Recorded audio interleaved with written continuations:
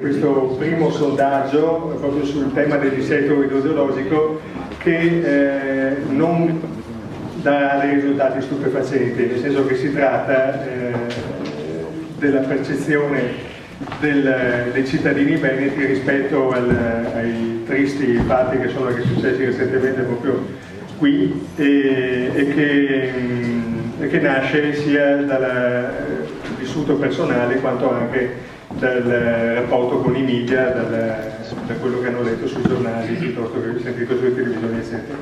Quindi adesso darò un primo contributo molto veloce, starò dentro i 10 minuti abbondantemente per quanto riguarda questa prima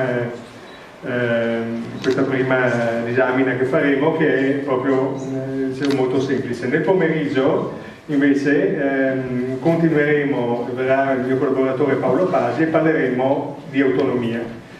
Anche lì è stato fatto un sondaggio. La cosa interessante di questo sondaggio è che è stato iniziato martedì e chiuso giovedì, il giorno in cui facevano il referendum in Scozia. E quindi non c'erano ancora i risultati e andiamo poi a vedere che cosa pensano i veneti rispetto a autonomia e indipendenza e soprattutto se sono in grado anche di distinguere tra autonomia e indipendenza. Ecco, molto velocemente, di qua, il sondaggio che abbiamo fatto è un sondaggio che abbiamo fatto in rete, online, scusa, dove rimanere la messa? Ho paura che non vedono. A 258 soggetti maggiorenni, queste sono le caratteristiche. Comunque andiamo subito a vedere la slide successiva, che è la numero 3, ecco, le domande secche, dico, non sarete stupiti di nulla, ma probabilmente se gli intervistati fossero degli addetti ai lavori, l'ordine delle priorità sarebbe diverso, ma la domanda era, pensando al Veneto, quali tra le seguenti emergenze ambientali la preoccupano maggiormente, e le prime 3 in assoluto sono le alluvioni o le esondazioni, naturalmente il totale fa più di 100 perché ognuno poteva dare più di una risposta, 57,3%, l'eccessiva urbanizzazione e cementificazione 50,9%, poi le frane e gli smottamenti 35% grosso modo e a scendere tutti gli altri. Un dato che è interessante è la partecipazione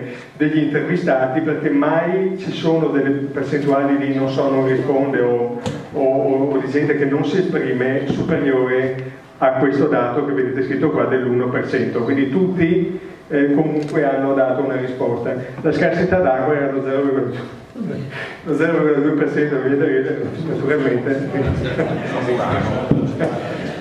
Vabbè, andiamo alla successiva. Ecco, sì, appunto. Ed è per quello che dico che è un sondaggio demoscopico, va preso per quello che è molto sensibile alle situazioni ambientali, proprio nel senso vero del termine. Invece questa è una risposta autoevidente alla domanda se le alluvioni, le frane e le esondazioni, secondo gli intervistati, sono dei fenomeni contro i quali non si può fare nulla, oppure possono essere ostacolati attraverso le attività di prevenzione e nuovi stili di vita. Il 94% secco dice che sono completamente evitabili attraverso una accorta operazione dell'uomo, tolto quel 2,6% e quel 94% diventa un 96%, quindi una maggioranza schiacciante, non ha dubbi rispetto alle responsabilità a proposito delle varie alluvioni, frane e esondazioni. Andiamo avanti. Ecco, quali sono secondo lei le principali cause del verificarsi in Veneto di frane, smottamenti e inondazioni, sempre relativo al sentire popolare? Vediamo come le prime 2 voci sono la cementificazione dei letti dei fiumi, 40%, la costruzione incontrollata di infrastrutture, 28,9%, e poi abbastanza staccati il disboscamento con un 27% e l'abusivismo edilizio con un 23%.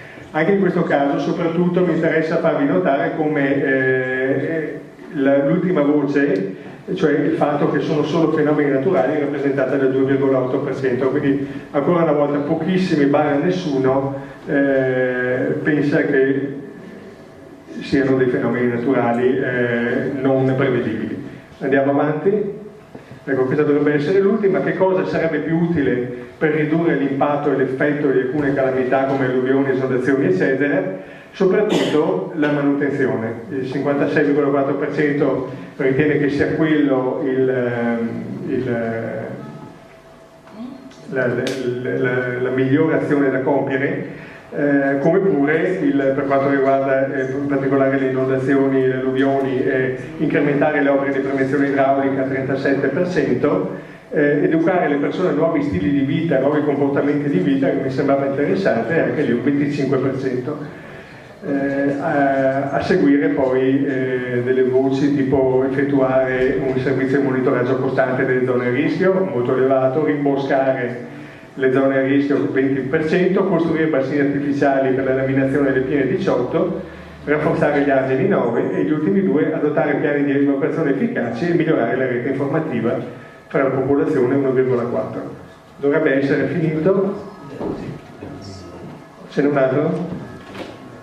Perfetto, è l'ultimo. Buono, grazie e buona discussione.